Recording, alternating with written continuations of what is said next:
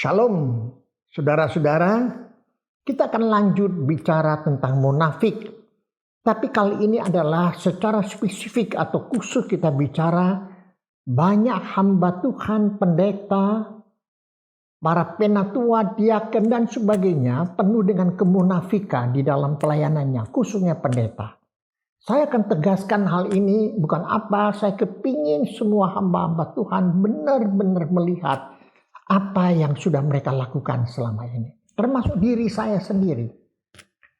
Matius 7 ayat 22 sampai 23. Pada hari terakhir banyak orang akan berseru kepadaku, Tuhan, Tuhan, bukankah kamu bernubuat demi namamu dan mengusir setan demi namamu dan mengadakan banyak mujizat demi namamu juga?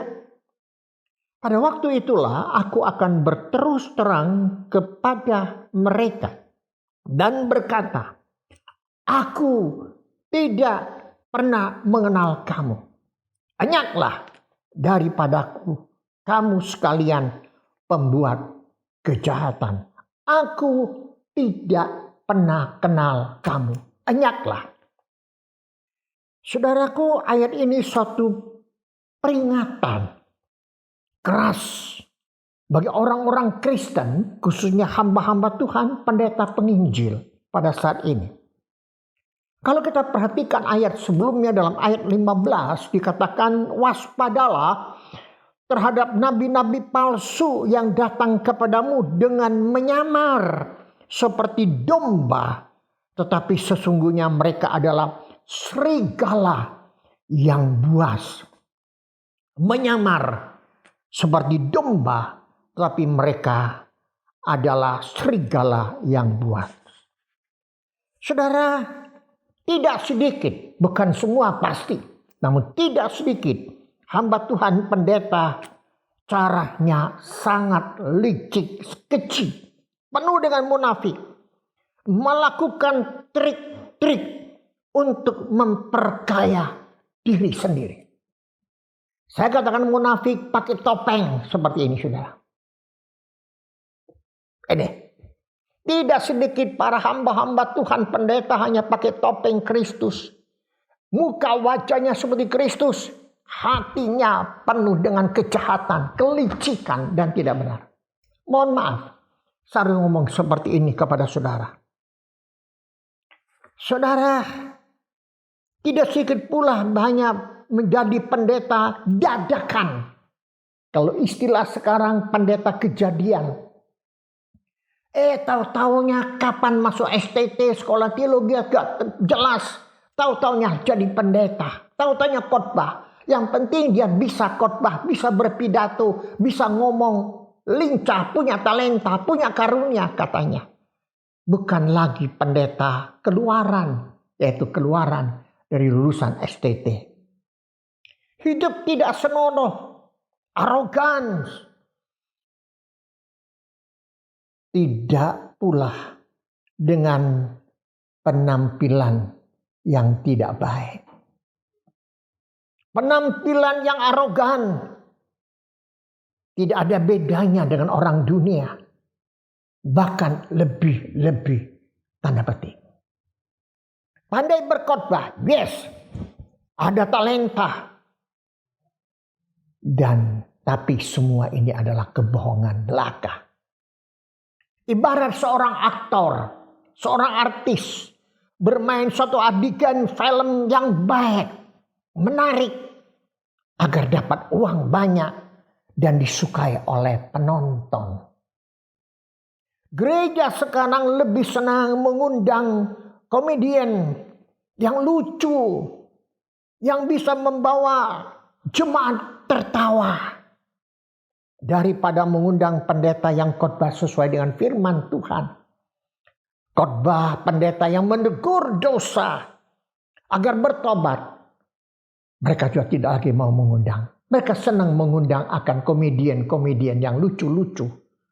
Supaya mereka datang. Yang penting adalah mereka bisa ke gereja.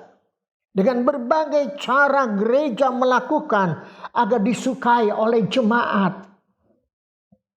Sekarang gereja sudah mulai ikut selera jemaat. Bukan lagi ikut kebenaran firman Tuhan.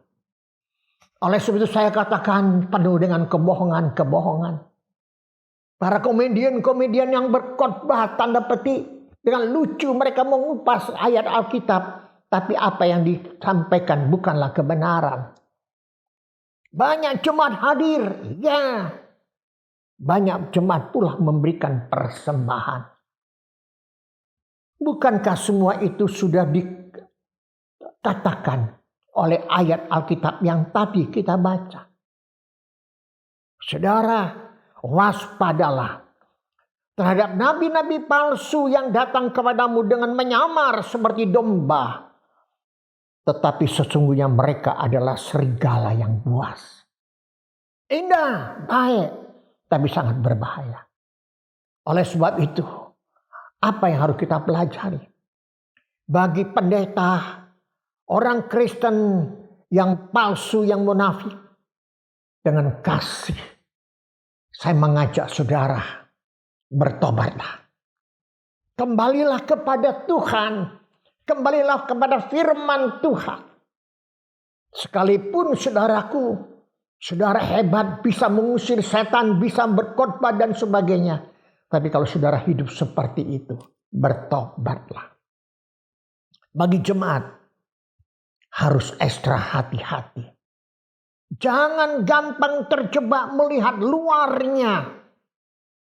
Mintalah hikmat dari Tuhan. Bijaksana dari Tuhan. Agar Roh Kudus menolong saudara. Memimpin dan membimbing saudara. Agar saudara bisa mengerti manakah ini hamba Tuhan yang beneran atau yang palsu. Yang gak benar. Tuhan menolong. Tuhan menolong gereja-gereja Tuhan sekarang ini. Agar diubah, dipulihkan. Saudara, jangan kita lihat kuantitas gereja yang orangnya banyak. Tapi padahal di dalamnya adalah penuh dengan kemunafikan. Saya harus sampaikan hal ini kepada saudara. Sebagai rekan hamba Tuhan. Saya harus terus terang. Oleh karena saya mengasihi saudara. Saya mengasihi gereja-gereja yang ada sekarang. Tentunya Tuhan tidak mau gereja-gereja jatuh terjebak oleh kuasa-kuasa setan. Hal-hal yang tidak berkenan kepada Tuhan. Tuhan menolong saudara. Menyatakan belas kasihan kepada saudara. Mari kita berdoa. Tuhan Yesus, biar kiranya firman Tuhan ini agar boleh menegur dan mengingatkan kami semua. Agar benar-benar Tuhan hidup para hamba-hamba Tuhan. Gereja saat ini dipulihkan. Kebangunan rohani yang besar terjadi pada gereja saat ini. Terima kasih. Di dalam nama Tuhan Yesus, kami sudah berdoa. Haleluya. Amin. Soli Deo Gloria. Tuhan Yesus memberkati. Amin.